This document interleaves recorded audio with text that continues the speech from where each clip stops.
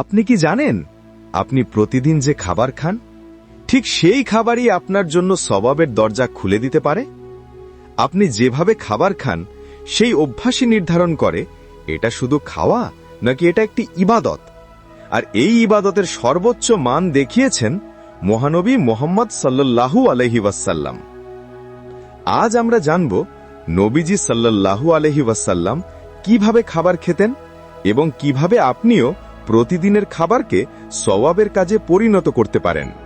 Subscribe করুন spice 24, বাজিয়ে দিন বেল আইকন। খাবার গ্রহণ সাধারণ কাজ থেকে ইবাদতের রূপান্তর।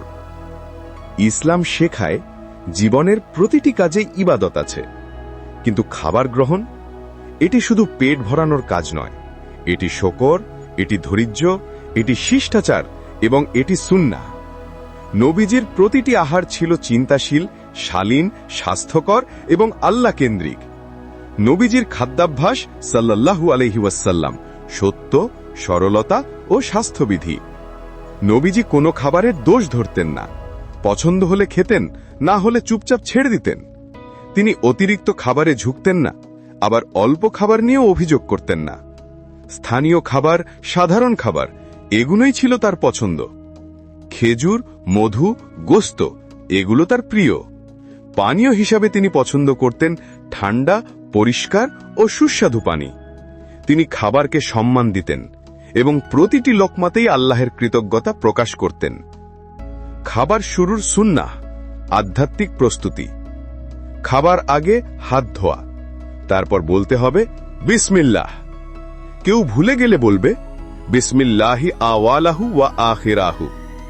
এই এক শব্দই আপনার খাবারকে শয়তানের অংশ থেকে বাঁচিয়ে নিয়ে আসে সওয়াবের দিকে। কিভাবে খেতেন নবীজি? একটি পূর্ণাঙ্গ সুন্নাহ মেথড।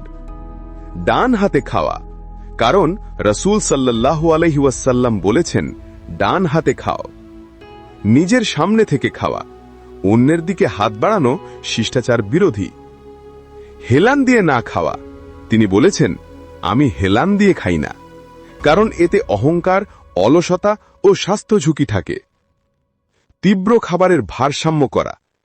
খেজুরের উষ্ণতা তরমুজ দিয়ে কমিয়ে খেতেন, একটি প্রাকৃতিক খাদ্য বিজ্ঞান। পড়ে যাওয়া খাবারের সুন্নাহ। খাবার পড়ে গেলে তা তুলে পরিষ্কার করে খেয়ে নেওয়া, কারণ খাবার আল্লাহর নিয়ামত, অপচয় করা ঠিক নয়। এমনকি বলা হয়েছে শয়তানের জন্য তা ছেড়ে দিও না। অতিরিক্ত গরম খাবার খাওয়া নিষেধ। তিনি বলেছেন খাবারের বাষ্প দূর না হওয়া পর্যন্ত খেও না, এতে জিহ্বা, পাকস্থলী ও শরীর সুরক্ষিত থাকে। পরিমিত খাবার সুস্থ জীবনের চাবিকাঠি। নবীজি বলেছেন পেটের 1/3 খাবারের জন্য, 1/3 পানির জন্য এবং 1/3 শ্বাস নেবার জন্য।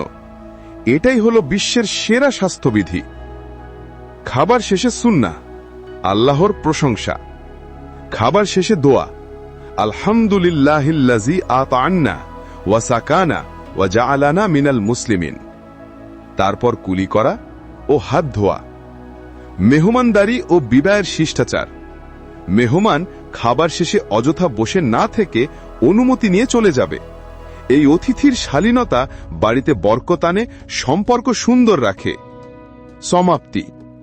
আপনি যদি প্রতিদিনের খাবারকে সুন্নাহের রঙে সাজিয়ে নেন, তাহলে প্রতিটি লোকমা হয়ে যাবে ইবাদত, প্রতিটি আহার হবে সওয়াবের কাজ এবং আপনার হৃদয় হবে কৃতজ্ঞতা ও প্রশান্তিতে ভরপুর।